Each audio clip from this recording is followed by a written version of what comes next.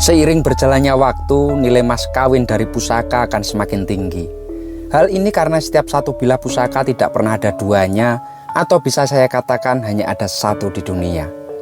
Karena persatu bilahnya selalu digarap dengan kelihayan tangan dan ilham pemikiran kreatif dari sang empu, melibatkan kepenuhan rasa, kepenuhan karsa, dan kepenuhan cipta yang begitu tinggi. Sehingga meskipun dapur, pamor, ataupun tangguhnya sama, namun bisa dipastikan bentuk dari setiap pusaka pasti berbeda. Entah berbeda corak pamornya, berbeda garapnya, ataupun berbeda bahan materialnya. Hal inilah yang melahirkan pendapat bahwa keris adalah investasi.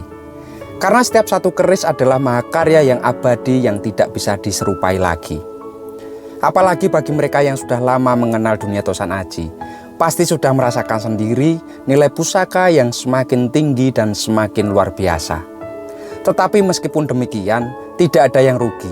Karena dunia Tosan Aji bukan hanya soal jual beli, melainkan juga di dalamnya tersemat jati diri, harga diri, dan kehormatan seorang lelaki. Baiklah, saatnya mari kita babarkan lagi koleksi yang cukup istimewa yang kami simpan sudah beberapa lama.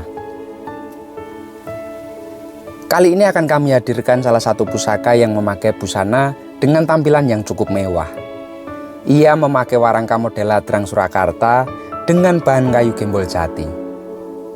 Warangka ini memiliki rancang garap yang cukup istimewa dengan rinciannya yang begitu tegas, detail, halus, serta pakem. Dilengkapi dengan pendok topeng rawangan berbahan kuningan yang cukup tebal, membuat keseluruhan penampilan pusaka ini nampak begitu gagah, berwibawa, dan tentunya dudut hati. Mari kita buka untuk isinya. Pusaka berdapur tilam upih, pamor janur sinebit tangguh pajajaran. Dan pusaka ini kami alilhawatkan dengan mahar Rp3.200.000 saja. Jika berminat silahkan hubungi kami atau komen di bawah. Pusaka tilam upih ini cukup menarik dengan pamornya janur sinebit. Janur sinebit itu merupakan salah satu gambaran pamor yang memang tergolong pamor miring. Tetapi lapisan pamornya tidak banyak, yaitu sekitar 8 sampai hingga 16 lapis. Bentuk gambaran pamornya itu berupa garis-garis membujur bilah serta ukurannya itu relatif amat tebal. Pamor ini memang agak mirip bentuknya dengan pamor gajah gelar. Bedanya itu kalau garis-garis pamor janur sinebit mengumpul di tengah bilah, sedangkan garis pamor pada gajah gelar itu lebih menyebar di tepi bilah. Janur sinebit merupakan pengejauhan dari sebuah daun kelapa yang masih muda yang disebit atau dikenal dengan disayat. Dalam budaya Jawa Bali, janur sering disertakan dalam acara-acara penting seperti pernikahan ataupun upacara adat lainnya, yang mana janur dijadikan sebuah harapan maupun simbol kebahagiaan dan kegembiraan. Pamor janur sinebit menitipkan sebuah harapan agar manusia dapat hidup bahagia dan selalu mendapatkan kegembiraan di hari-harinya. Banyak yang mempercayai pamor janur sinebit itu dapat mendatangkan ketentraman batin, kebahagiaan, dan menyingkirkan segala sesuatu yang memang tidak diinginkan, ataupun orang Jawa itu menyebutnya dengan tolak balak.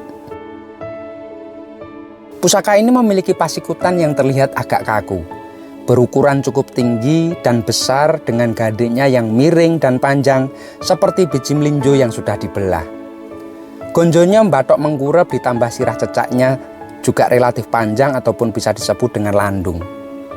Dari ciri-ciri tersebut diidentifikasi bahwa pusaka ini memang dibuat pada masa kerajaan Pajajaran. Pakwan Pajajaran atau Pakuan atau Pajajaran adalah ibu kota dari kerajaan Pajajaran yang pernah berdiri pada tahun 932 hingga 1579 Masehi di daerah Tatar Pasundan, wilayah barat Pulau Jawa.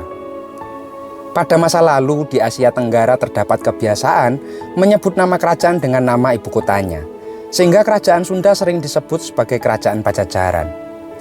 Menurut peta Portugis, lokasi Pajajaran itu berada di suatu wilayah yang saat ini merupakan bagian dari Bogor, Jawa Barat. Sumber utama sejarah yang mengandung informasi mengenai kehidupan sehari-hari di Pajajaran dari abad ke-15 sampai awal abad ke-16 dapat ditemukan dalam naskah kuno Bujangga Manik. Nama tempat, kebudayaan, dan kebiasaan-kebiasaan masyarakat pada masa itu digambarkan secara terperinci dalam naskah kuno tersebut. Matur nuwun dan salam tutut hati.